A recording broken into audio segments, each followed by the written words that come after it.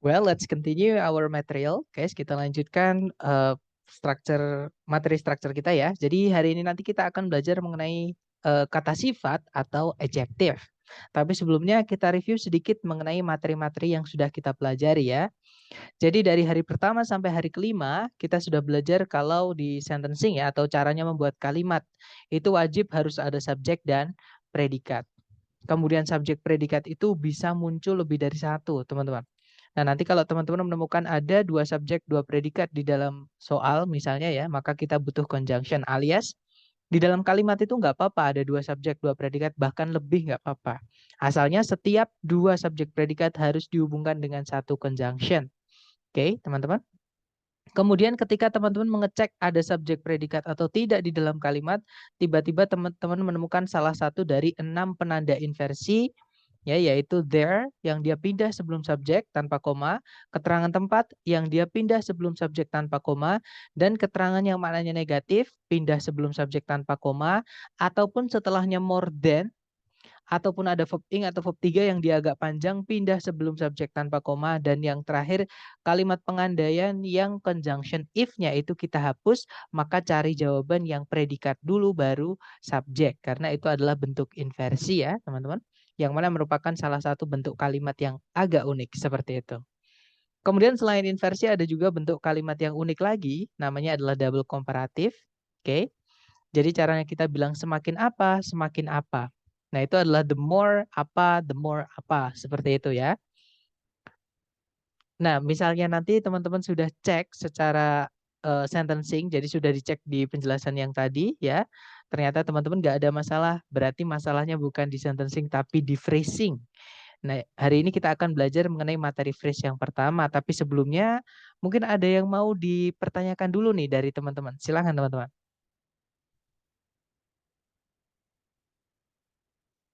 Nggak ada ya, clear ya? Baik, kalau nggak ada kita lanjut ke materi hari ke-6, yaitu mengenai kata sifat atau adjective. Oke, nah sebelum kita membahas adjective, saya mau kenalan dulu dengan istilah phrase ya, teman-teman. Nah, kalau sebelumnya kan kita sudah menyelesaikan materi mengenai sentencing atau caranya membuat sentence ya, teman-teman. Nah, kalau phrasing itu berarti caranya membuat frasa atau phrase dalam bahasa Inggris. Nah, frasa atau phrase itu apa sih? Jadi phrase atau frasa itu adalah gabungan kata yang menempati satu posisi dalam kalimat. Oke, jadi posisi kalimat itu maksudnya entah dia sebagai subjek, entah dia sebagai predikat, entah dia sebagai objek ataupun sebagai keterangan. Ya SPOK ya, teman-teman. Nah, itu posisi kalimat. Nah, mungkin teman-teman ada yang pernah bertanya-tanya, subjek itu kok bisa panjang sekali baru kita ketemu predikat? Atau teman-teman pernah melihat ada predikat yang berupa auxiliary ketemu dengan verb gandengannya. Nah, itulah yang dimaksud dengan frase, teman-teman. Jadi kalau ada gabungan kata atau lebih dari satu kata yang menempati satu posisi kalimat itu disebut dengan frase, ya. Nah, hari ini kita akan belajar mengenai gabungan kata, yaitu eh, kat, apa? Gabungan kata dari kata sifat dan kata benda. Oke. Nah, tapi sebelumnya saya mau mengilustrasikan dulu bagaimana sih frase itu di dalam kalimat. Misalnya saya punya kalimat seperti ini, teman-teman. I saw a man on that bench last night. Kalau diartikan saya melihat seorang pria di bangku itu tadi malam. Nah, kalau kita pecah subjek, predikat, objek keterangannya atau SPOK-nya ya, nanti jadinya adalah, nah nanti subjeknya adalah I, saya. Predikatnya itu adalah saw, itu verb 2 dari see ya, teman-teman, artinya melihat. Objeknya itu adalah a man, artinya seorang pria. Dan keterangannya ada dua, keterangan tempat dan keterangan waktu. Keterangan tempatnya adalah on that bench, di bangku itu. Keterangan waktunya adalah last night, artinya tadi malam. Nah, kalau kita analisa, subjeknya itu hanya berupa satu kata, berupa I saja. Nah, itu berarti bukan frase ya, karena frase tadi pengertiannya adalah gabungan kata yang menempati satu posisi kalimat. Nah, kalau cuma satu kata itu berarti bukan gabungan kata. Namanya gabungan kata berarti minimal ada dua ya, teman-teman. Nah, karena cuma satu ini berarti bukan frase. Oke, dan memang I itu adalah anggota kelas kata pronoun atau kata ganti ya, teman-teman. Nah, kata ganti yang tempatnya di subjek yaitu I, you, they, we, he, she, it.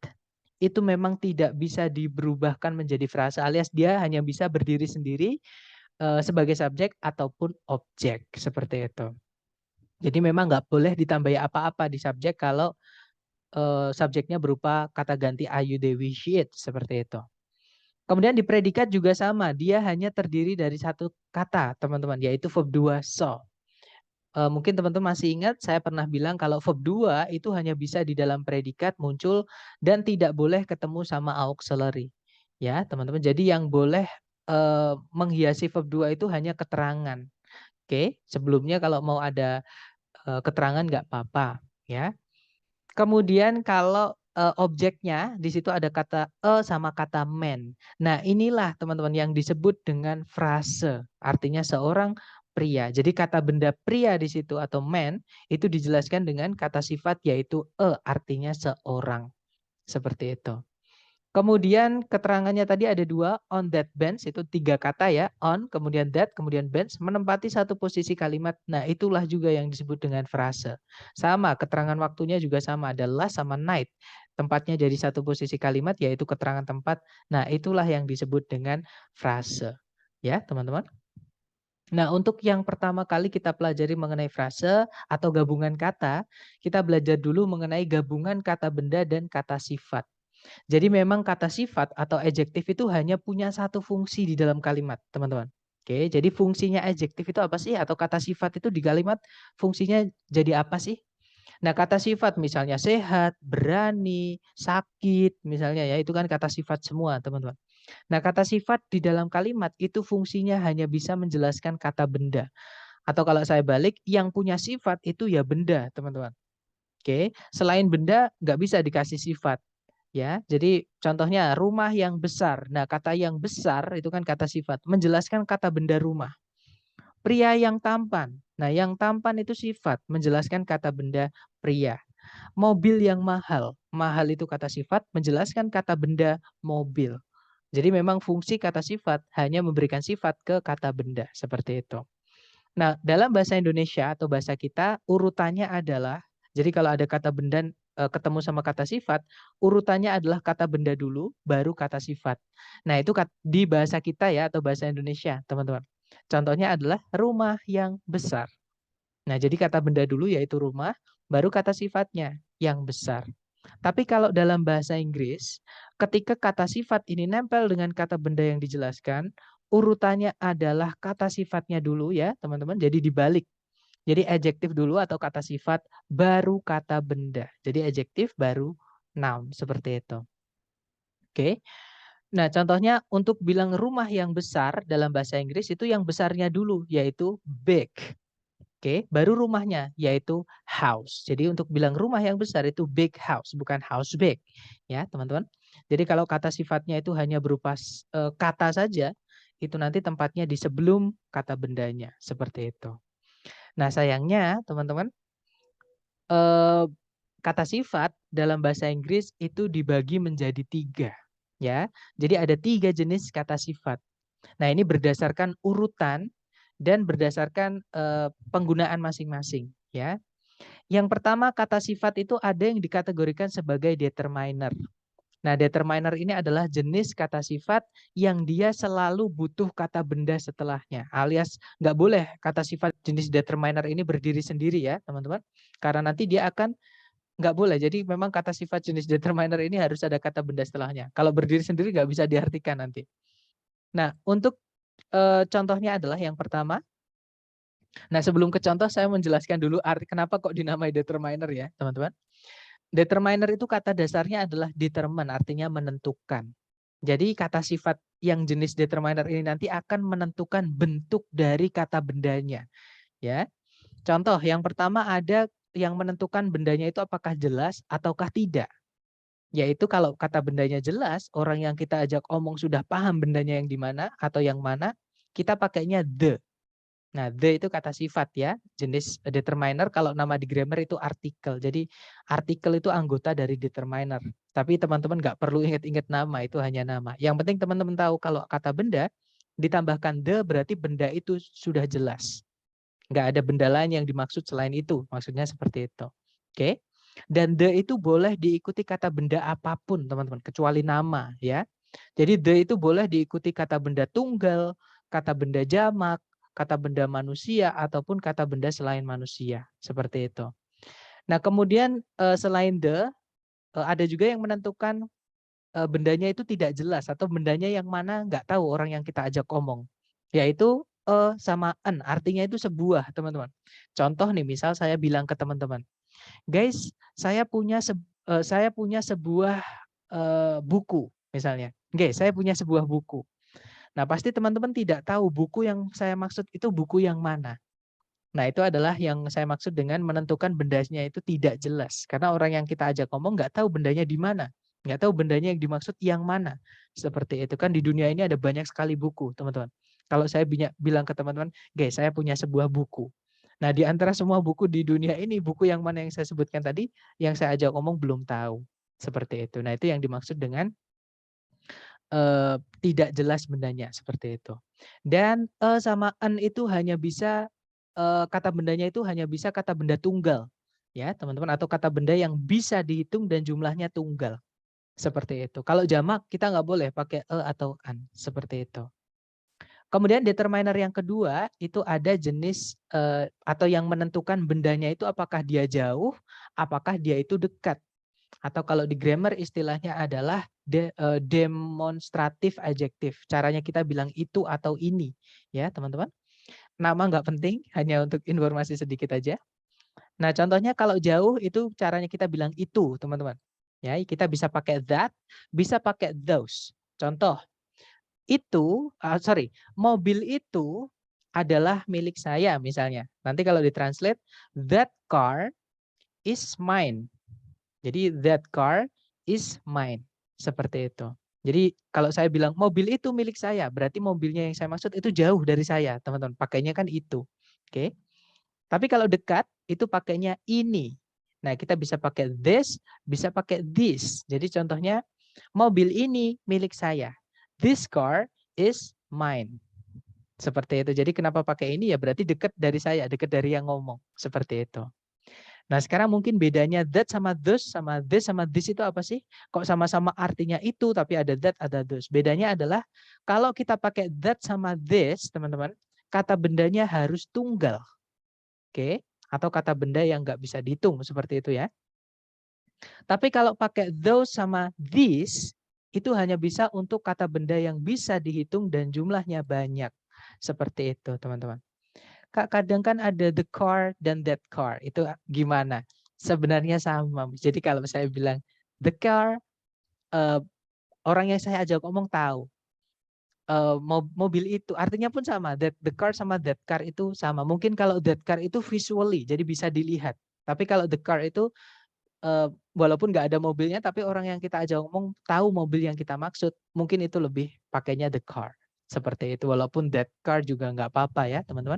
Jadi untuk the car sama that car bisa dibilang nggak ada bedanya, Miss. Jadi mereka sama aja. Jadi boleh kita bilang the car is my car atau the car is mine ataupun that car is mine. Jadi sama saja. Yang nggak boleh adalah kita memasukkan the sama that barengan. Jadi kita nggak boleh bilang that car. Atau kalau teman-teman menemukan ada that the car, nah itu that-nya conjunction, artinya bahwa ya teman-teman, bahwa atau yang. Itu bukan artinya itu. Jadi nggak mungkin ada that the car yang artinya itu kan nggak enak. Jadi kalau teman-teman menemukan that the, itu that sebelumnya adalah conjunction, bukan adjective. Seperti itu, Miss. Gimana, dapat ya? Bisa dibilang atau anggap aja nggak ada bedanya. The car sama that car, seperti itu. Thank you, sir. Alright. Nah, ada beda lagi sih sebenarnya. Jadi kalau the tadi yang saya bilang boleh diikuti kata benda apapun, tapi kalau that hanya bisa diikuti kata benda tunggal, ya teman. Jadi hanya bisa diikuti kata benda tunggal seperti itu. Atau nggak boleh that itu diikuti jamak, nggak boleh seperti itu. Oke. Kemudian yang ketiga, determiner itu menentukan kepemilikan. Jadi punya siapa bendanya. Atau kalau di grammar istilahnya adalah possessive adjective, hanya nama, nggak perlu diingat-ingat ya. Nah, punya siapa bendanya? Contohnya punya mobilku, nah itu my car. Mobilmu, your car. Mobil mereka, their cars. Misalnya mobilnya banyak ya, their cars. Mobil kami, our car. Kalau mobilnya satu, kalau banyak ya our cars, mobil-mobil kami, seperti itu. Kemudian her cars, mobilnya dia perempuan. His car, mobilnya dia laki-laki. Misalkan kalau each itu untuk selain manusia dan jumlahnya satu ya teman-teman. Misalkan saya punya seekor kucing. Nah saya mau bilang ekornya yaitu its tail, seperti itu. Kemudian misalkan kata benda, jadi kalau teman-teman menemukan ada kata benda terus ada tanda petik S, nah itu kepemilikan teman-teman. Contohnya the world's record misalnya, jadi rekornya dunia misalnya. Darwin's theory, teorinya Darwin, seperti itu. Nah kemudian berikutnya ada determiner yang angka, berupa angka teman-teman. Yang pertama adalah determiner yang angka yang menunjukkan urutan bendanya. Jadi bendanya itu urutan yang keberapa. Contohnya ada first, yang pertama. Second, yang kedua. Third, yang ketiga. Next, yang berikutnya. Nah bahkan tidak angka juga nggak apa-apa. Intinya ngomongin urutan ya. Jadi dia masuk ke adjektif yang jenis ini teman-teman. Last artinya terakhir. 11th, yang ke-11. 21st, yang ke-21. Dan seterusnya. Oke. Berikutnya masih ada lagi determiner jenis numeral, tapi ini yang menunjukkan jumlah bendanya. Kalau tadi urutan, sekarang menunjukkan jumlah bendanya. Dan ini nanti akan menentukan jumlah bendanya juga ya, teman-teman. Apakah bendanya itu harus jamak atau tunggal. Jadi kalau ada one, satu atau sebuah, sama kayak an tadi ya. Nah maka kata bendanya harus tunggal, namanya aja satu. Jadi misalkan one person. Oke, atau misalkan one car, satu mobil. Nggak boleh kita bilang one cars, satu mobil-mobil. Kan nggak enak juga diartikan. Ya. Nah tapi kalau ada two, misalnya dua, three, tiga, many, banyak, few, beberapa, most, hampir semua. A number of, itu satu kata, teman-teman, hati-hati. A number of, sama kayak a lot of. Itu satu kata, walaupun kelihatan tulisannya ada kayak tiga, tapi itu sebenarnya satu kata. Jadi a number of atau a lot of artinya sejumlah atau banyak itu harus diikuti kata benda tunggal ya teman-teman. Dan perlu diingat ini yang sering sekali muncul di numeral ini ada penunjuk, maksud saya ada penunjuk jumlah juga yang banyak yang tidak tahu, banyak yang ketipu. Jadi adalah kata no. No itu juga termasuk ke dalam numeral yang kardinal teman-teman atau yang menunjukkan jumlah bendanya. Kata no itu kalau dalam soal structure TOEFL itu artinya adalah tidak satupun. Jadi artinya sama kayak zero. Jadi nggak ada, nol kayak gitu. Seperti itu. Ya, jadi no ini adalah kata sifat juga. Contohnya saya nggak punya waktu, I have no time. Saya nggak punya uang, I have no money. Seperti itu. Ya, jadi no itu termasuk ke dalam numeral. Kemudian yang berikutnya yang terakhir itu determiner caranya kita bilang yang lainnya. Jadi other. Oke, dan other itu jenisnya ada banyak, teman-teman. Ada 4 ya. Ada other, ada another, ada the other dan the other. Oke. Nah, 4 ini jadi kalau other itu nanti kata bendanya harus jamak ya, teman-teman. Jadi kata bendanya kalau bisa dihitung harus jamak. Kalau nggak bisa dihitung ya jangan dijamakkan. Karena contohnya air itu nggak bisa dijamakkan. Jadi jangan bilang other waters. Oke, karena nanti artinya beda teman-teman. Bukan lagi air kalau waters itu. Oke. Nah kalau another itu hanya bisa diikuti kata benda yang bisa dihitung dan jumlahnya tunggal. Oke, jadi singular. Contohnya I need another pen. Saya butuh bolpen yang lain. Nah berarti hanya butuh bolpen satu saja. Seperti itu. Nah, kalau the other itu boleh singular, boleh plural. Jadi bebas, teman-teman, kalau pakai the other. Oke. Nah, mungkin teman-teman ada yang notice. Kenapa kok yang di atas 3 itu warnanya beda dengan determiner yang bawah, yang warnanya putih. Nah, jadi gini, teman-teman. Yang warnanya oranye di atas ini, nah kita hanya bisa memilih salah satu saja. Ya, untuk satu kata benda atau untuk satu noun yang dijelaskan. Oke, jadi misalkan saya punya kata benda house, rumah. Kalau sudah ada the, jangan ditambahkan this lagi. Atau tadi ya, kalau sudah ada the, jangan ditambahkan that lagi. Misalkan the that house, kan gak enak juga didengar teman-teman. Misalkan sudah ada the, jangan dimasukkan her. The her house atau her the house, itu nggak enak. Ya, jadi determiner yang di dalam kotak oranye ini, kita hanya bisa pilih salah satu saja untuk satu kata benda. Seperti itu. Nah, tapi kalau misalkan sudah milih salah satu di kotak oranye ini, kita mau masukkan determiner berikutnya tidak apa-apa. Ya, teman-teman. Yang pasti untuk satu kata benda kita hanya boleh milih salah satu saja di kotak oranye. Seperti itu. Nah, untuk jenis adjektif yang pertama mungkin ada yang mau ditanyakan dulu dari teman-teman, silahkan. Nggak ada ya? Atau nanti kalau ada langsung unmute saja ya teman-teman. Sekarang kita lanjut ke jenis kata sifat yang kedua atau urutan yang kedua. Jadi setelah determiner itu ada jenis adjektif yang ini ya teman-teman, yaitu deskriptif atau yang mendeskripsikan bendanya itu bagaimana atau yang bisa dipertanyakan dengan bagaimana. Bagaimana sih rumah itu? Rumah itu besar. Bagaimana sih rumah itu? Rumah itu mewah. Nah, besar, mewah itu adalah kata sifat jenis ini, ya. Nah, itu namanya deskriptif. Nah, bedanya dengan determiner, deskriptif ini tidak selalu butuh kata benda setelahnya, alias dia bisa berdiri tanpa kata benda, teman-teman. Contoh nih, kata beautiful, cantik ya. Saya bisa bilang, Rita is a beautiful girl. Nah, setelah kata beautiful ada kata girl. Rita adalah seorang gadis yang cantik. Nah, tapi saya juga bisa bilang, Rita is beautiful. Rita itu cantik. Nah, contoh saja. Jadi beautiful itu boleh setelahnya diikuti kata benda, boleh juga tanpa kata benda. Nah, itulah kenapa beautiful itu dimasukkan ke dalam kategori kata sifat yang kedua ini atau deskriptif atau epitet, ya, teman-teman. Nah, untuk deskriptif atau epitet ini dikategorikan ke dalam 8 kategori. Ini sesuai dengan urutannya ya. Jadi kalau misalkan ada lebih dari satu deskriptif muncul, nanti dikategorikan dulu dia masuknya yang mana. Oke, kalau di writing ya, teman-teman, kalau di speaking ya teman-teman nggak usah terlalu banyak mikir. Salah nggak apa-apa, karena di writing itu kalau di speaking itu yang penting kita bisa dipahami, udah aman seperti itu. Masalah kebalik-balik itu nggak masalah, masih bisa ditebak maknanya ya. Tapi kalau di TOEFL itu formal, maka kita merujuk ke aturan writing. Oke, yang tertulis otomatis urutannya harus fix. Nah, untuk deskriptif yang pertama, jadi ini urutannya gampang aja ngingetnya, teman-teman. Jadi dari yang paling umum atau yang paling garis besar secara luas ya, bendanya itu bagaimana, ke yang paling spesifik atau menyempit. Jadi semakin ke bawah semakin informasinya itu menyempit. Seperti itu atau semakin detail. Yang pertama itu menjelaskan kualitas bendanya atau bagaimana sih bendanya itu secara garis besar. Contohnya ada luar biasa atau epic, expensive, mahal, famous, terkenal, kind, baik hati misalnya ya. Nah, itu masuk ke kualitas atau karakter bendanya. Oke. Kemudian yang kedua itu ukuran bendanya. Jadi seberapa besar bendanya itu. Contohnya ada gigantic, itu sangat besar ya. Large itu juga sama, artinya sangat besar seperti itu. Tiny itu sangat kecil.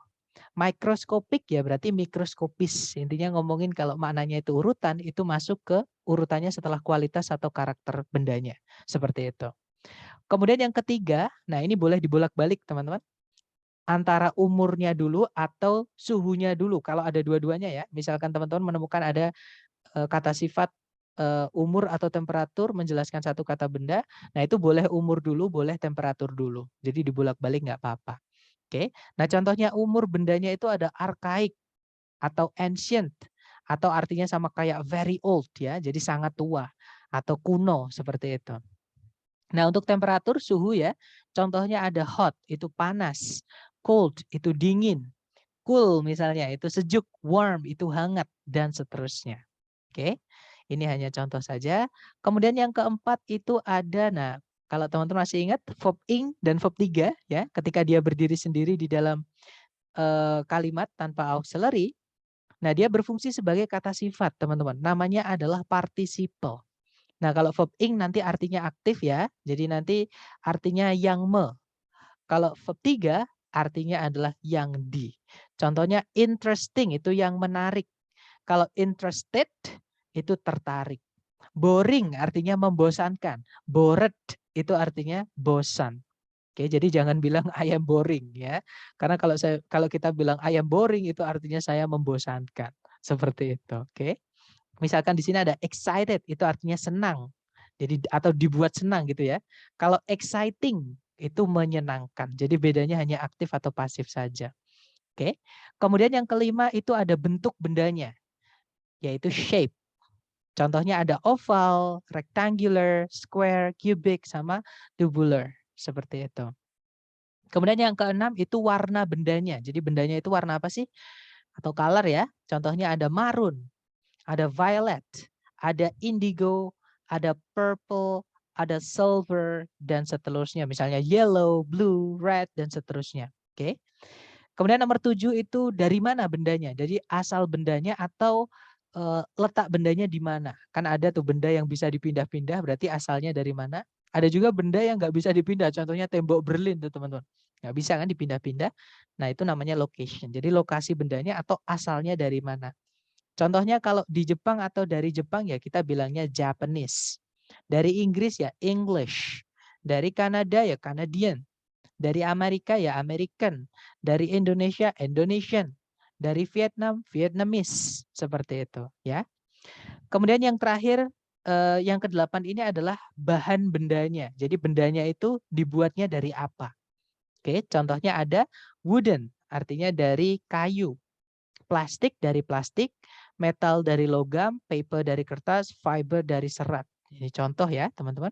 Misalkan juga ada marble itu dari jenis apa ya? Batuan itu, teman-teman ya. Marble seperti dan seterusnya. Nah, itu adalah jenis adjektif yang kedua. Jadi kalau mau kata benda itu ada determiner, ada deskriptif, urutannya determiner dulu ya, teman-teman. Baru deskriptif dan ini sudah ada urutan nomor 1 sampai 8 seperti itu. Kemudian yang terakhir jenis kata sifat. Nah, ini jarang keluar, jarang dipakai tapi ini bisa, teman-teman. Jadi bisa ya.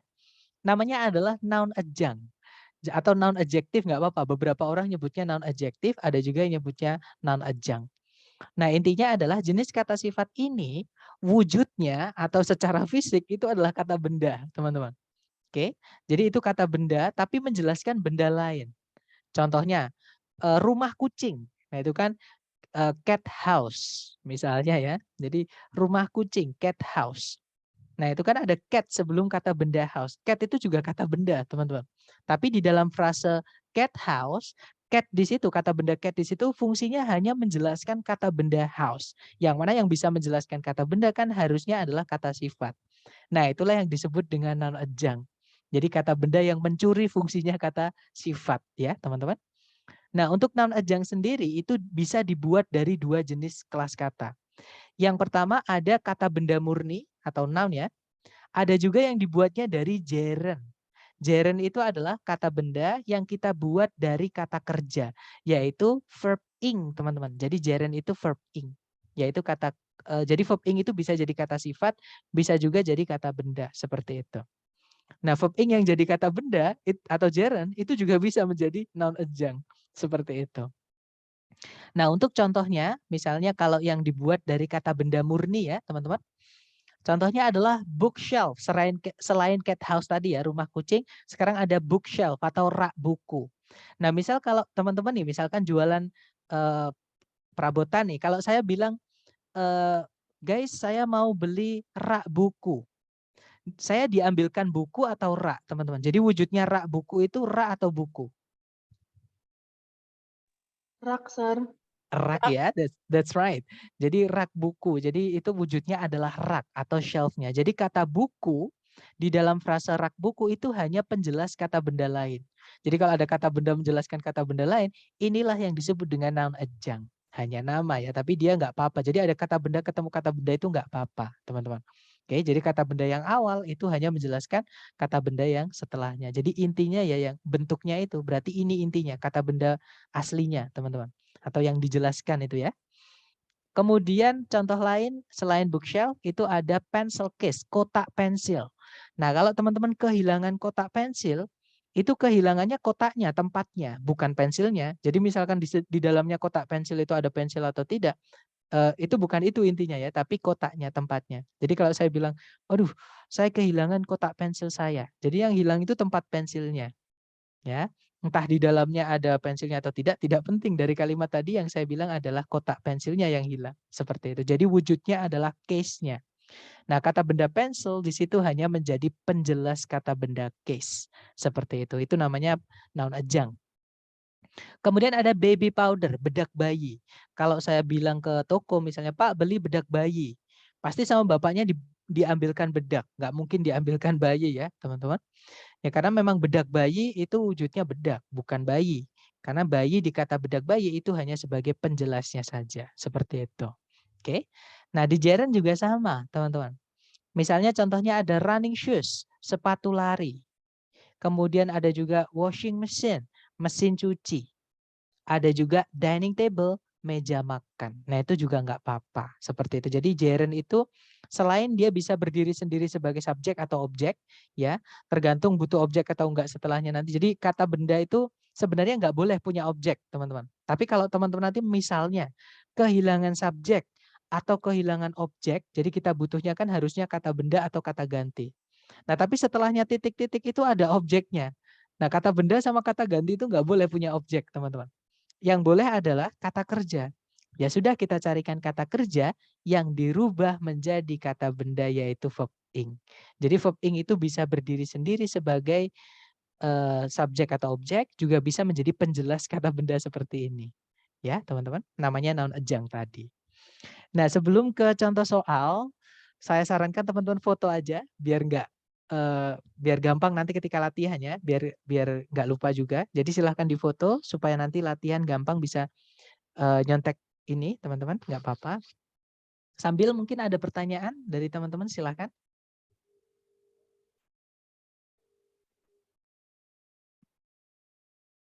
Nggak ada ya, teman-teman? Baik, kalau nggak ada, mari kita lanjut ke contoh soal. Ini saya hapus dulu. Oke, kita ke contoh soal ya. Nah, contoh soal pertama seperti ini. Sebenarnya caranya sama. Urutannya adalah kita cari subjek dulu. Kita cari predikat dulu baru subjek.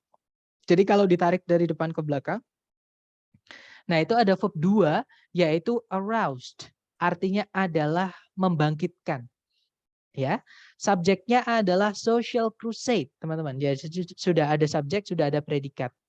Kalau ditarik ke belakang lagi, nah, sudah tidak ada penanda subjek lagi, ataupun predikat lagi, ataupun conjunction. Berarti sentencing atau kalimat sudah lengkap. Oke, dan kalau kita cek titik-titik di situ, itu tempatnya adalah sebelumnya atau di dalamnya subjek. Nah, berarti yang bisa kita tambahkan ke kata benda di dalam subjek ataupun di objek, supaya dia tidak berubah kelas katanya, itu hanyalah kata sifat. Teman-teman. Oke, hanyalah kata sifat. Berarti di situ kita carikan kata sifat. Kebetulan di pilihan A, B, C, D, kata sifat itu hanya ada satu, teman-teman. Ada yang tahu yang mana kata sifat di pilihan A, B, C, D? Jangan takut salah. Boleh buka yang foto tadi? Ya, that's right. Ada yang menjawab Ah, alpha di chat. Ya, that's right. Jawabannya adalah yang alpha ya. Jadi no itu adalah kata sifat yang masuk ke kategori pertama. Namanya determiner. Determiner yang mana? Yang menunjukkan jumlah bendanya. Jadi sama kayak 1, 2, 3, 4, dan seterusnya. Itu no ya, teman-teman. Nah, berarti jawabannya adalah yang alpha. Kalau yang bravo sama yang delta, nothing sama none, itu kelas katanya adalah kata ganti ya, teman-teman. Kalau kita masukkan kata ganti di sini, kata ganti itu kalau di depan atau sebelumnya subjek, berarti itu tempatnya, di depan sebelumnya predikat, berarti itu tempatnya subjek. Nah, nanti subjeknya malah double kalau kita masukkan bravo atau delta. Kalau yang Charlie, not itu keterangan, teman-teman. Nah, keterangan besok kita akan belajar keterangan ya. Intinya di situ kita butuhnya adalah kata sifat. Berarti jawabannya yang alpha. Nah, nanti kalau dibaca no social crusade aroused Elizabeth Williams enthusiasm more than the expansion of educational facilities for immigrants to the United States. Kalau diartikan tak satu pun perjuangan sosial membangkitkan antusiasmenya Elizabeth Williams lebih dibandingkan atau lebih dari ekspansi fasilitas pendidikan bagi para imigran yang pergi ke Amerika Serikat. Seperti itu. Oke, lanjut lagi. Contoh nomor 2. Caranya sama, cari predikat dulu. Di situ kalau ditarik dari depan ke belakang, nah ada auxiliary verb, yaitu can achieve. Oke, kita cek sebelumnya can achieve apakah sudah ada subjek. Nah, hati-hati teman-teman. Greyhound ini memang kata benda, ya. Tapi ini bukan subjeknya. Kenapa? Karena ada koma di tengah-tengahnya. Subjek dan predikat itu sama-sama penting, teman-teman. Nggak boleh dipisah dengan satu koma. Nggak boleh berdiri sendiri-sendiri. Oke.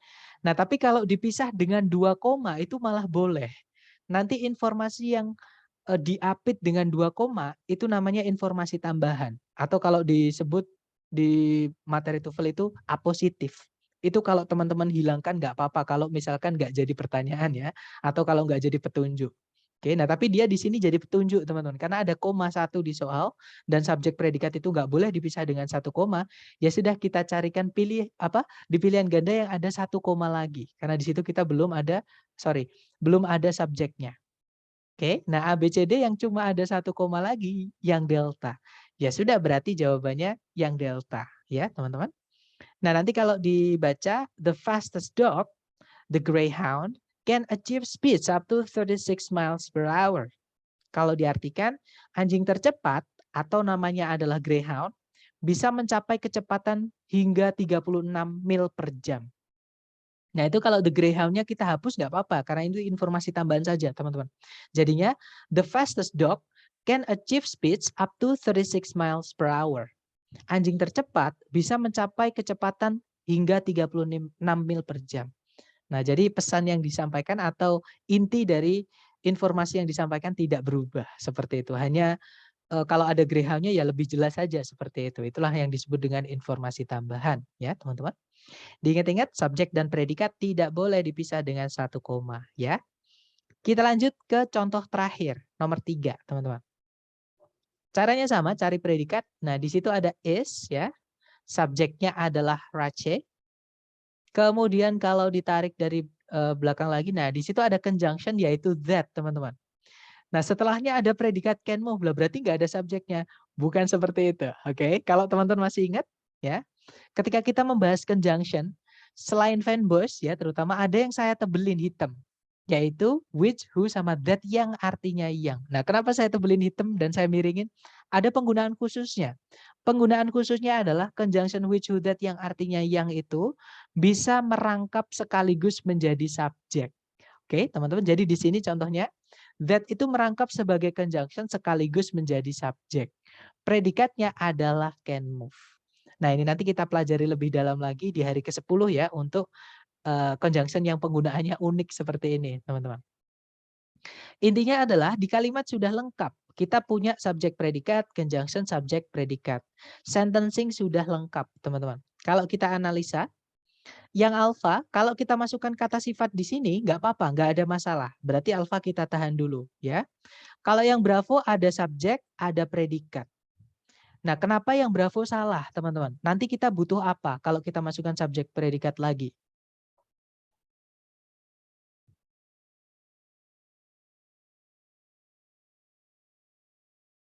Jangan takut salah, seingatnya teman-teman atau sepahamnya Butuh teman-teman? conjunction lagi, Sir. That's right. Nah, berarti masih ingat ya? Good. Jadi ada subjek predikat lagi, kita nggak bisa karena kita nanti akan butuh conjunction. Kalau yang Charlie, kita masukkan conjunction lagi tapi nggak ada subjek predikat lagi. Nah, ini kebalikan sama yang Bravo tadi. Charlie nggak bisa, yang delta ada predikat lagi, nggak ada conjunction, delta nggak bisa. Ya sudah, berarti jawabannya yang alpha, teman-teman. Jadi bisa juga menggunakan cara eliminasi seperti ini. Ya, kalau misalkan kita masukkan satu-satu gimana? Apakah kelebihan ataukah ada yang hilang dan sebagainya. Oke. Nah, nanti kalau dibaca, a race is a wheel or bar that can move in only one direction. Sebuah race itu kunci pas ya, teman-teman, kalau nggak salah artinya. Jadi sebuah kunci pas merupakan sejenis kunci yang berbentuk roda atau batang yang hanya bisa bergerak dalam satu arah saja. Kalau diartikan seperti itu. Nah, dari ketiga contoh tadi, mungkin ada pertanyaan dulu dari teman-teman mengenai adjektif dan analisa bagaimana kita bisa menentukan itu kita butuhnya adjektif di situ. Silakan kalau ada pertanyaan, teman-teman.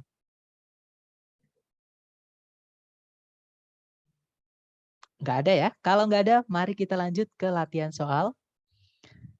Nah, di sini ada satu nomor 4 ya. Dicoba dulu, jangan takut salah. Waktunya 30 detik. Saya pakai HP, teman-teman. 30 detik dimulai dari sekarang, silakan.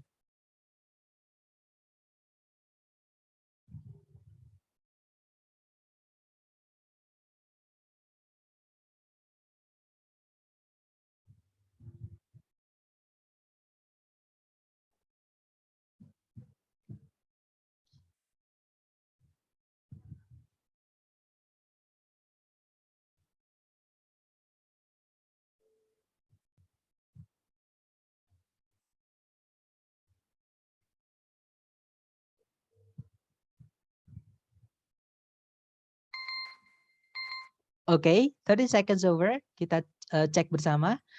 Ada jawaban alfa, dan saya lihat teman-teman semua menjawab alfa. Kita cek di soal subjek predikatnya dulu. Di situ ada predikat is also known, ya. Subjeknya adalah state. Kemudian ada conjunction because, subjek lagi Yoming women, predikatnya adalah were.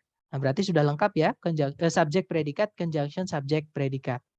Yang alfa itu kata sifat, kemungkinan alfa bisa. Jadi kalau kita masukkan kata sifat di situ nggak apa-apa karena ada kata benda yang fungsinya sebagai subjek di setelah titik-titik. Jadi kalau ditambahkan kata sifat nggak masalah, dia tidak akan berubah menjadi kelas kata lain ya. Kalau yang Bravo ada predikat lagi, nggak ada conjunction lagi, Bravo nggak bisa. Yang Charlie ada conjunction, tapi nggak ada subjek predikat lagi, nggak bisa. Yang Delta sama, teman-teman, as itu bisa jadi conjunction, nggak bisa ya, karena kita nanti butuh subjek predikat lagi. Nah, as itu juga bisa jadi preposition, artinya sebagai. Nah, kalau kita masukkan preposition di titik-titik, preposition itu selalu butuh kata benda setelahnya untuk dirubah menjadi keterangan. Nah, kalau kita masukkan yang delta, ini nanti akan berubah menjadi keterangan. Keterangan nggak bisa jadi subjek, dan kita malah kehilangan subjek nanti. Berarti delta nggak bisa ya, teman-teman. Fix berarti jawabannya yang alpha. Nah, nanti kalau dibaca, the state of Wyoming is also known as the equality state because Wyoming women were the first in the nation to vote. Negara bagian Wyoming juga dikenal sebagai negara kesetaraan karena wanita-wanita Wyoming adalah yang pertama kali di bangsa tersebut, maksudnya di Amerika Serikat ya, untuk mengikuti pemilu atau apa namanya, pemilihan pemimpin negara mereka seperti itu. Oke, kita lanjut ke number 5. Menjawab. Dicoba dulu 30 detik dimulai dari sekarang. Silahkan teman-teman.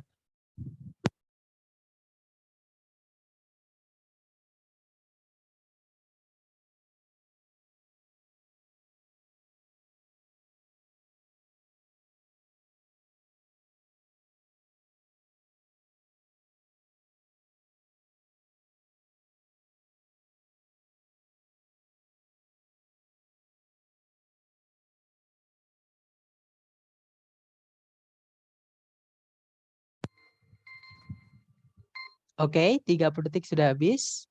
Dan teman-teman menjawab, oke, ada jawaban alpha, ada juga Charlie ya. Berarti antara alpha atau Charlie, mari kita cek bersama teman-teman. Seperti biasa cari predikat, di situ ada predikat began ya, verb 2. Subjeknya adalah adult education, kata bendanya education. Ada conjunction sebelumnya although, kita butuh subjek predikat lagi. Setelah koma itu ada predikat lagi has taken ya. Subjeknya adalah chief growth. Nah, berarti sudah lengkap conjunction subjek predikat, koma subjek predikat. Kita cek satu-satu.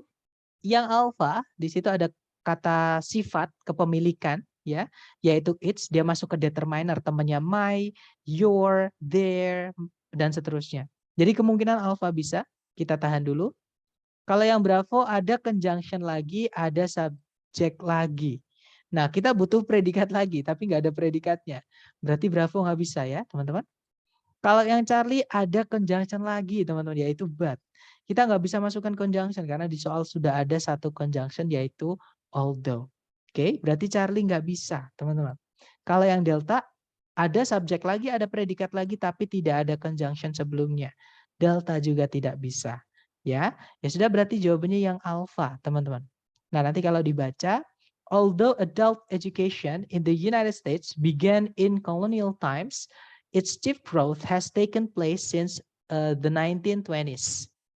Kalau diartikan, meskipun pendidikan orang dewasa di Amerika Serikat berawal di zaman penjajahan, pertumbuhan utamanya atau pertumbuhan pokoknya sebenarnya telah terjadi sejak tahun 1920-an.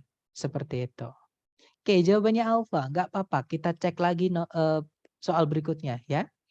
Jangan takut benar, waktunya 30 detik dimulai dari sekarang, silahkan.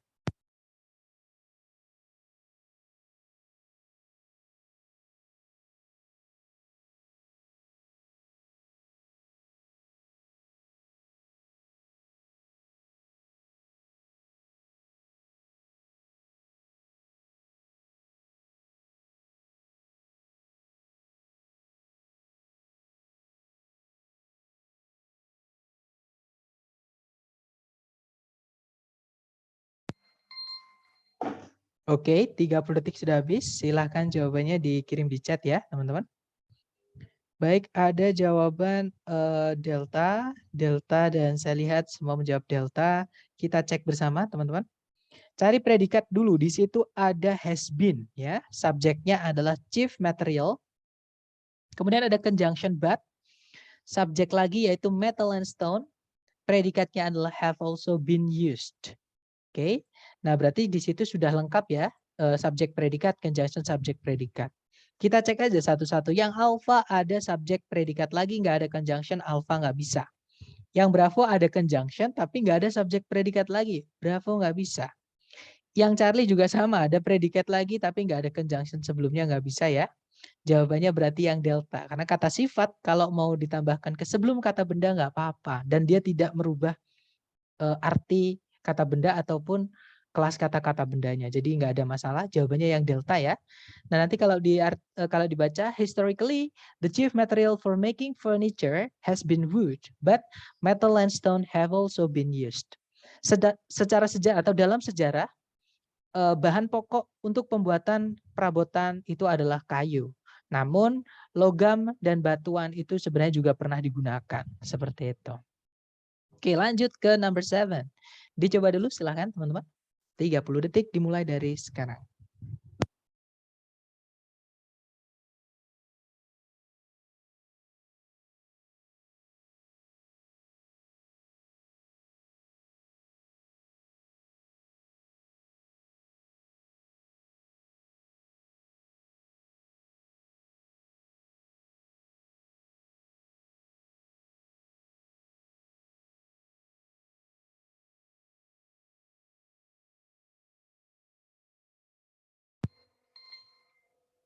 Oke, 30 detik sudah habis teman-teman. Dan ada jawaban delta, delta, dan saya lihat everybody picks delta. Oke, kita cek. Cari predikat dulu, di situ ada dates, artinya berawal ya atau berasal sama kayak begin tadi. Subjeknya adalah map, artinya peta. Nah, berarti sudah ada subjek, sudah ada predikat, fix, di situ kalimat sudah lengkap. Kita cek ABCD ya, teman-teman. Yang alpha known to be the oldest. Nah, kalau dia participle, di sini berupa verb 3 ya, participle. Kalau dia panjang seperti ini, teman-teman, ini tidak boleh tempatnya di sebelum kata bendanya. Jadi kalau kata sifat itu setelahnya ada tambahannya, ya misalkan verb ing kan butuh objek, teman-teman. Nah, kalau ada verb ing yang butuh objek itu kan harus dikasih objek, itu juga nggak boleh ditaruh sebelum kata bendanya. Oke, harus ditaruh di setelah kata bendanya. Jadi itu pengecualian. Dan juga kalau misalkan ada verb 3 yang dia agak panjang seperti ini, pindah sebelumnya subjek nanti jadi penanda inversi. Sedangkan di soal tidak diinversi, ya. Berarti alfa tidak bisa. Kemudian yang Bravo ada subjek, ada predikat lagi, tapi nggak ada conjunction di setelah ataupun di sebelumnya. Nggak bisa ya. Kalau yang Charlie sama kayak yang Alpha, hanya bedanya yang Alpha pakai to be, yang Charlie pakai us, preposisi. Secara arti juga sama ya teman-teman. Nggak bisa. Kalau ada verb 3 dia panjang pindah sebelum subjek, nanti jadi penanda inversi nomor 5. Oke. Sedangkan di soal tidak diinversi alias tidak dibalik predikat subjeknya. Jadi subjek predikat tetap ya. Kalau yang delta, nah ini ada kumpulan adjektif, yaitu the, urutannya ya, determiner dulu. Oke, berarti ini benar. Kemudian oldest known itu dua-duanya masuk ke deskriptif, teman-teman. Urutannya adalah umur dulu ya. Umur tadi masuk ke dalam keempat kalau nggak salah. Kemudian ada participle known. Nah, ini di yang kelima. Jadi berarti urutannya sudah benar. Ya, berarti ya sudah jawabannya adalah yang delta. Kadang soal TOEFL ada yang seperti ini, teman-teman. Adjektif, kita butuh adjektif di titik-titik. Kemudian di pilihan ganda adjektifnya agak panjang, teman-teman cari yang urutannya sudah benar. Jadi deskriptif dulu. Sorry, kok deskriptif. Determiner dulu, maaf ya. Determiner dulu, kemudian deskriptif. Baru kalau ada noun adjunct, ya noun adjunct, baru kata bendanya. Seperti itu. Oke, nah nanti kalau dibaca, the oldest known map dates back to about 3000 before century atau before Christ atau BC ya. Kalau diartikan peta tertua yang pernah diketahui berawal atau berasal sekitar 3000 tahun sebelum Masehi, seperti itu. Oke, good job teman-teman. Lanjut ke number 8. Dicoba lagi 30 detik dimulai dari sekarang, silakan.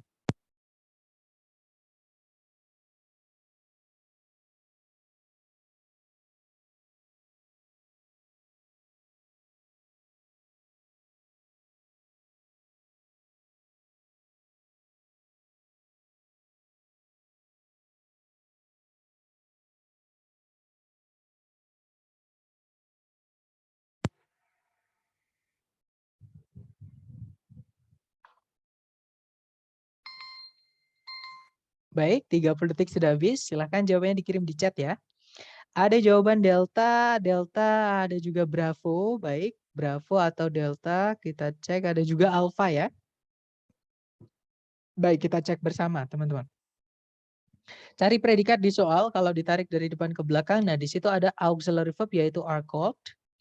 Subjeknya adalah depressions ya. Nah, berarti sudah lengkap ya, teman-teman, subjek dan predikatnya. Kalau kita masukkan yang alpha, ada predikat lagi yaitu are, ya, nggak ada conjunction. Alpha nggak bisa, teman-teman.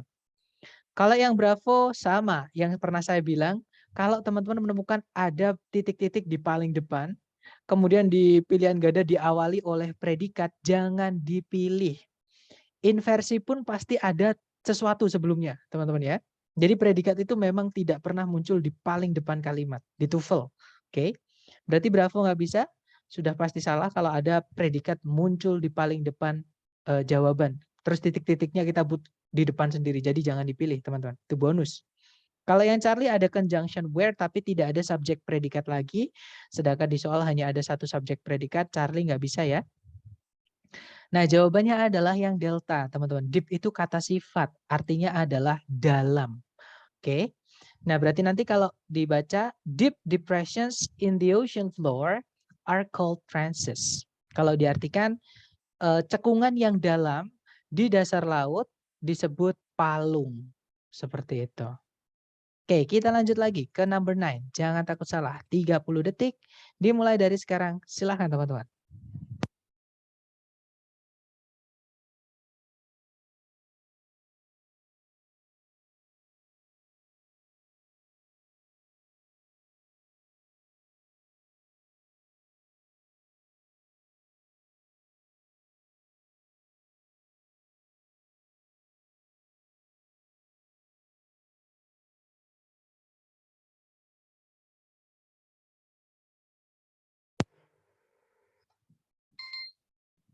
Oke, 30 detik sudah habis teman-teman. Silahkan jawabannya dikirim di chat. Jangan takut salah ya.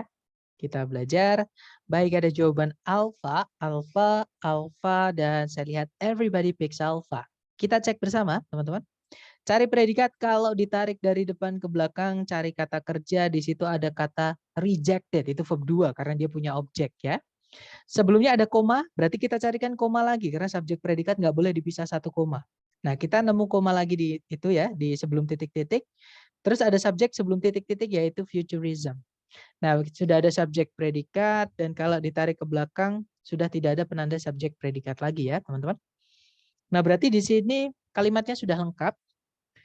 Titik-titiknya berada di dalam A positif ya, yang mana kita cek aja setelah A positif ada kata apa, ternyata ada kata benda, atau kita cek satu-satu di pilihan ganda, teman-teman.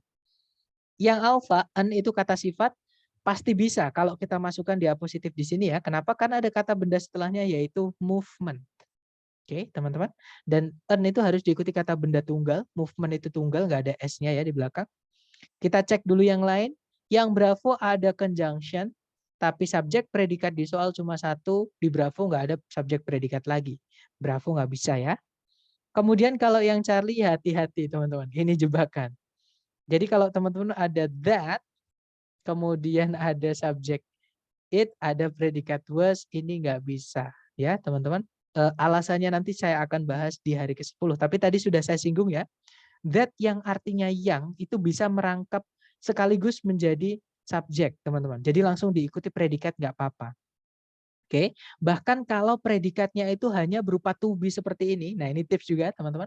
That yang artinya yang, setelahnya mau pakai predikat to be, subjeknya nggak boleh ada alias hilang. Makanya teman-teman sering misalnya dari Jakarta Selatan di sini ya, which is itu benar secara struktur teman-teman. Malah kita nggak boleh bilang which it is, itu nggak boleh seperti itu. Ya. Jadi kalau ada that, which, who sama who ya, yang artinya yang itu, predikat setelahnya menggunakan to be, subjeknya harus hilang. Nggak boleh ada subjeknya. Karena that itu berarti merangkap sekaligus menjadi subjek. Seperti itu. Nah untuk lebih lanjut nanti kita bahas hari ke-10 ya teman-teman. Intinya Charlie nggak bisa, diartikan pun nggak enak yang Charlie. Kalau yang delta ada predikat lagi yaitu was, tapi nggak ada subjek sebelumnya dan nggak ada conjunction, delta nggak bisa. Kalau kita masukkan predikat lagi harus ada conjunction ya teman-teman. Ya sudah berarti jawabannya yang alpha. Nanti kalau dibaca Futurism, an early 20th century movement in art, rejected all traditions and attempted to glorify contemporary life by emphasizing the machine and motion. Jadi futurism atau sebuah gerakan seni di awal abad ke-20 menolak semua tradisi-tradisi yang ada waktu itu ya, dan berupaya untuk meramaikan kehidupan modern dengan menekankan pada mesin-mesin dan gerakan-gerakan seperti itu. Atau mesin dan makna mungkin ya, karena motion itu punya, itu notion, teman. Ya, motion berarti gerakan. Oke. Intinya jawabannya yang alpha, good job. Lanjut ke number 10. Number 10 kayaknya hilang ya number 10 teman-teman. Jadi langsung ke nomor 11 gak apa-apa. Dicoba dulu 30 detik dimulai dari sekarang, silahkan.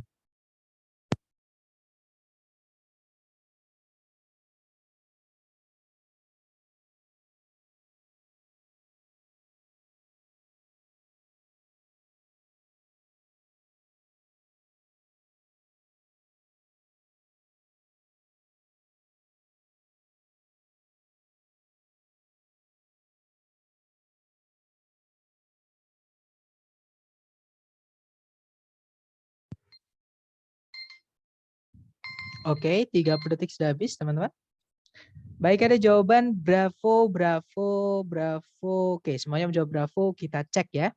Cari predikat di soal, di situ ada kata magnified, artinya adalah memperbesar, dia verb 2 karena dia punya objek setelahnya. Subjeknya adalah teleskop, artinya ya teleskop ya teman-teman. Kemudian sudah tidak ada subjek predikat lagi ataupun conjunction. Artinya kalimat sudah lengkap. Kita cek aja pilihan A, B, C, D satu-satu.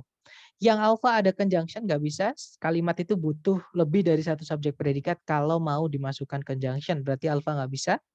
Yang bravo ada kata sifat the. Kita tahan dulu. Karena ada kata benda setelahnya yaitu telescopes. Jadi di sini nggak apa-apa kalau kita masukkan kata sifat.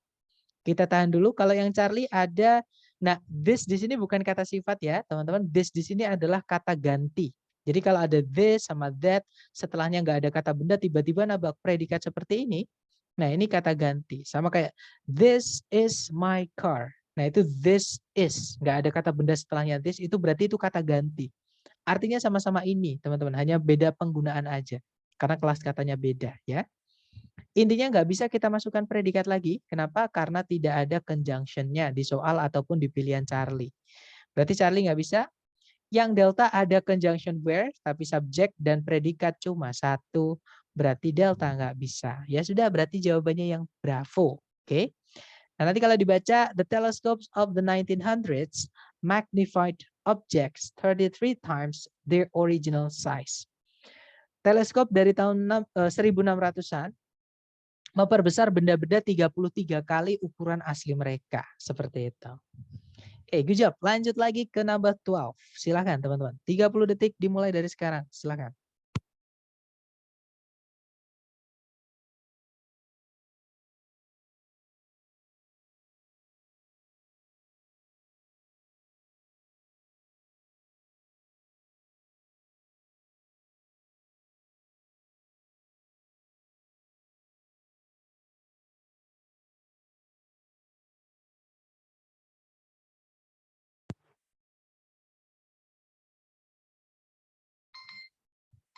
Oke, 30 detik sudah habis. Baik, ada jawaban Charlie, dan saya lihat semua teman-teman menjawab Charlie. Kita cek bersama teman-teman. Cari predikat di soal. Di situ ada kata rests, verb SES ya. Subjeknya itu ada kata benda authority. Oke. Kemudian ada conjunction who yang dia sekaligus menjadi subjek ya, teman-teman. Predikatnya adalah is elected. Nah, berarti ada subjek, predikat, conjunction, subjek, predikat. Sudah lengkap. Kalau kita cek ABCD, yang alpha di situ ada predikat lagi, nggak ada conjunction, alpha nggak bisa. Bravo ada conjunction tapi nggak ada subjek predikat lagi, bravo nggak bisa. Charlie ada kata sifat, kita tahan dulu karena titik-titiknya di sebelum kata benda di subjek. Jadi kalau kita mau masukkan kata sifat di situ nggak masalah. Kita cek dulu yang delta, di situ ada subjek, ada predikat lagi, nggak ada conjunction, delta nggak bisa ya teman-teman. Ya sudah, berarti jawabannya yang Charlie. Nanti kalau dibaca, The executive and administrative authority in the United States government rests with a president who is elected for a 4-year term. Kalau diartikan otoritas administratif dan eksekutif di pemerintahan Amerika Serikat berada pada seorang presiden yang terpilih untuk mengisi satu kali 4 tahun masa jabatan, seperti itu. Jadi kalau di sana 4 tahun ya, kalau di sini 5 tahun, teman-teman. Oke, kita lanjut lagi ke nomor berikutnya, nomor 13. Jangan takut salah, 30 detik dimulai dari sekarang, silakan.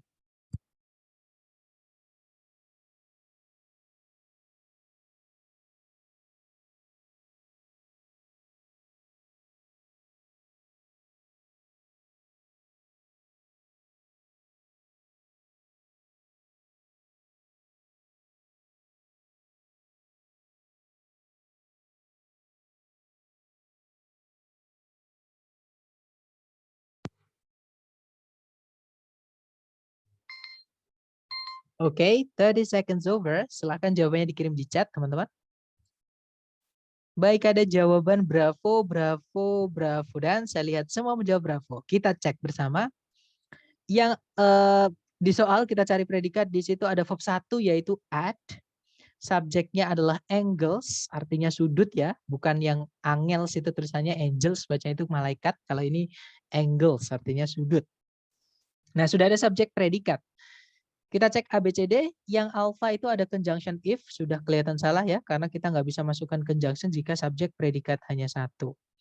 Yang bravo ada the determiner, three itu juga determiner, tapi mereka boleh ketemu ya. Yang penting the-nya dulu atau determiner yang dalam kotak oranye dulu kita pilih, baru determiner yang lain. Nah, kemungkinan bravo bisa kita tahan dulu. Kalau yang Charlie ada three of. Nah, sebenarnya teman-teman, penanda jumlah itu boleh. Ya, contohnya three di sini ditambahkan of setelahnya nggak boleh. Misalnya ada ungkapan some of, kemudian ada misalnya one of, misalnya ada lagi apa lagi ya teman-teman?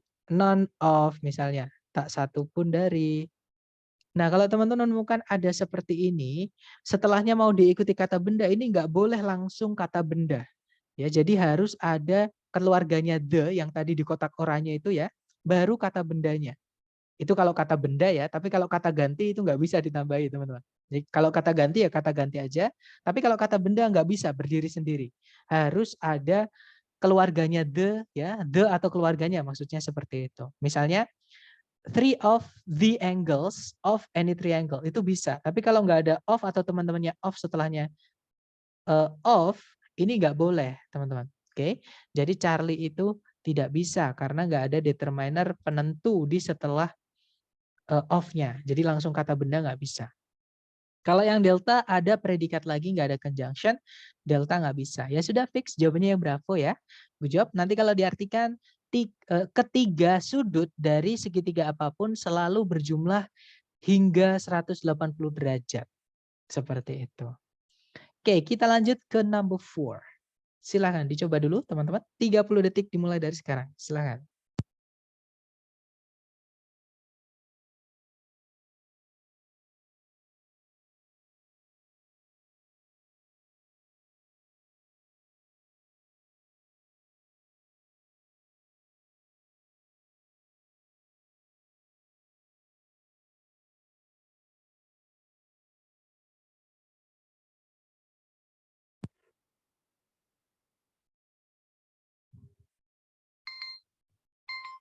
Oke, 30 detik sudah habis. Silahkan jawabannya dikirim di chat, teman-teman. Oke, ada jawaban alfa, alfa, dan saya lihat teman-teman semua menjawab alfa ya. Kita cek bersama, cari predikat di soal. Di situ ada is. Sebelumnya is ada koma, berarti kita carikan koma lagi. Nah, itu setelahnya koma yang itu ya, berarti itu subjeknya adalah red clover. Di dalam 2 koma itu hanya informasi tambahan atau positif ya, teman-teman. Kalau dihapus nggak apa-apa, karena nggak ada subjek, nggak ada predikat lagi di situ. Kemudian kalau ditarik ke belakang sudah lengkap ya, nggak ada subjek lagi, nggak ada predikat lagi, ataupun conjunction yang menghubungkan dua subjek, dua predikat. Ya sudah, berarti sudah lengkap kalimatnya. Kita cek satu-satu. Yang alpha itu ada kata sifat, kalau menjelaskan kata benda di subjek clover di situ nggak apa-apa. Jadi alpha kita tahan dulu.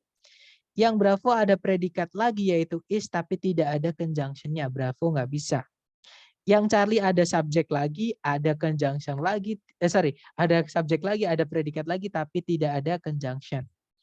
Delta ada conjunction tapi tidak ada subjek predikat lagi. Berarti delta juga nggak bisa. Ya sudah, berarti tinggal yang alpha ya jawabannya teman-teman. Nanti kalau dibaca, the red clover high in protein content is an extremely important leguminous hay and pasture plant of the eastern United States. Kalau diartikan semanggi merah gitu ya kalau diartikan kata per kata. Jadi semanggi merah yang tinggi akan kandungan proteinnya merupakan sebuah jenis tanaman yang kacang-kacangan yang sangat penting dan tanaman asli dari Amerika Serikat bagian bagian timur seperti itu. Oke, lanjut teman-teman. Good job. Terakhir ya, berarti nomor 15 dicoba dulu 30 detik. Dimulai dari sekarang, silahkan teman-teman.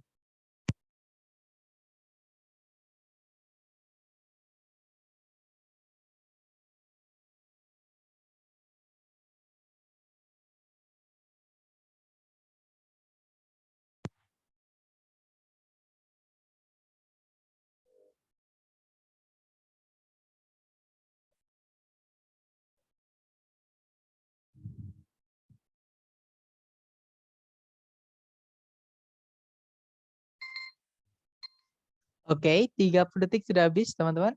Silahkan jawabannya dikirim di chat. Ada jawaban Alpha, ada juga jawaban Charlie.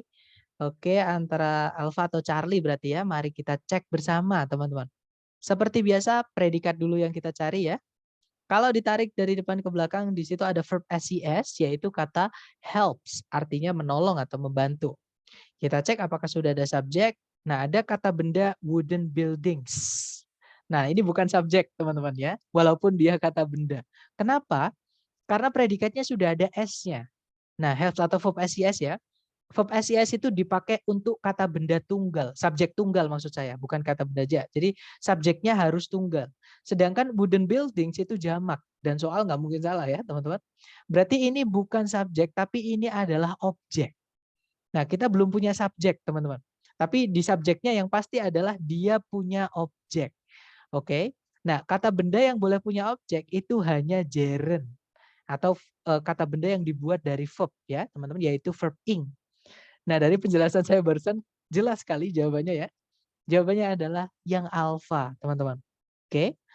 Jadi painting di sini dia adalah gerund sebagai intinya. Dan dia aktif ya, painting artinya mengecat, butuh objek. Nah, objeknya adalah wooden buildings. Nah, nanti painting wooden buildings itu jadi satu kesatuan, dia adalah gerund. Intinya gerund gitu ya, teman-teman. Kalau yang Bravo painted itu fungsinya hanya bisa jadi verb 3, hanya bisa jadi adjektif. Nah, kalau dia adjektif dimasukkan ke sini verb 3, berarti subjeknya tetap yaitu buildings, jamak. Nggak bisa teman-teman ya. Kalau subjeknya jamak, predikatnya nggak boleh verb SES, tapi verb 1. Oke, kebalikannya, kalau misalkan kata bendanya tunggal atau subjeknya tunggal, predikatnya yang butuh S. Nah, itu untuk penggunaan verb 1 atau verb SES di present atau fakta ya teman-teman. Bravo nggak bisa. Kalau yang Charlie, the paint, itu artinya cat. Itu kata benda karena ada the sebelumnya ya. Kalau kita masukkan kata benda di sini, kata benda itu tidak boleh punya objek. Sedangkan setelah titik-titik ada kata benda lain yaitu wooden buildings. Nggak bisa teman-teman, nanti double ya kata benda sebelum predikat. Charlie nggak bisa. Kalau yang delta memang ada gerund di situ yaitu painting wooden buildings. Tapi sebelum kata benda gerundnya di situ ada preposisi by. Kata benda apapun, kalau sebelumnya ada preposisi, akan berubah menjadi keterangan. Dan keterangan tidak bisa jadi subjek. Ya, teman-teman. Delta nggak bisa, ya sudah berarti jawabannya yang alpha. Nanti kalau dibaca, painting wooden buildings helps to protect them from damage due to weather. Kalau diartikan, mengecat bangunan-bangunan berkayu membantu untuk melindungi mereka, maksudnya bangunan-bangunan berkayu tadi, dari kerusakan yang disebabkan oleh faktor cuaca. Seperti itu. Oke, sepertinya ada. Kalau the painted wooden buildings, bisa nggak Kak? Tetap nggak bisa, Miss. Jadi alasannya adalah predikatnya. Jadi di sini ini adalah salah satu contoh soal yang agak menjebak ya. Kenapa? Karena petunjuknya teman-teman hanya ada di predikat. Predikatnya menggunakan verb SES. Verb SES itu dipakai untuk subjek yang tunggal atau satu. Oke, kalau kita pakai the painted wooden buildings, tetap kata benda sebagai subjeknya nanti adalah buildings. Dia jamak, teman-teman. Kalau diganti ke kata ganti itu jadi they. Nah, they itu nggak bisa pakai verb SES. They itu pakainya adalah verb satu. Ya, seperti itu. Gimana? Apakah dapat maksud saya? Oke, dapat ya. Nice. Nah, ini jenis soal yang sedikit memerlukan ketelitian. Jadi teman-teman ada beberapa jenis soal yang seperti ini, teman-teman. Nah, jadi agak sulit daripada jenis soal TOEFL yang lain. Jadi levelnya aja mungkin beda. Tapi nggak apa-apa. Semakin sering teman-teman latihan, terbiasa kok nanti. Ketemu soal seperti ini, easy. Seperti itu. Gimana? Mungkin ada pertanyaan lagi? Silahkan. Nggak ada ya, teman-teman? Atau nanti ketika teman-teman mengerjakan latihan yang di Google Drive dan menemukan kesulitan, silahkan japri saya. Ya, nanti saya bantu lewat WhatsApp. Baik, kalau nggak ada pertanyaan lagi, thank you so much for having me today, everyone. I'll see you again next time. The last I say, Assalamualaikum warahmatullahi wabarakatuh. Waalaikumsalam warahmatullahi wabarakatuh. Thank you, sir. All right, have a great day, everyone.